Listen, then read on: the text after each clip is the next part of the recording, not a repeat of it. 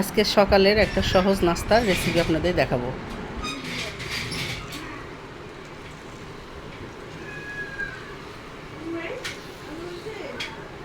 আমার হাতে যেদিন সময় কম থাকে সেদিন আমি এইরকম ফাঁকিবাজি নাস্তা বানাই। অবশ্য আমার এই চাপড়িটা খাইতে খুব ভালো লাগে।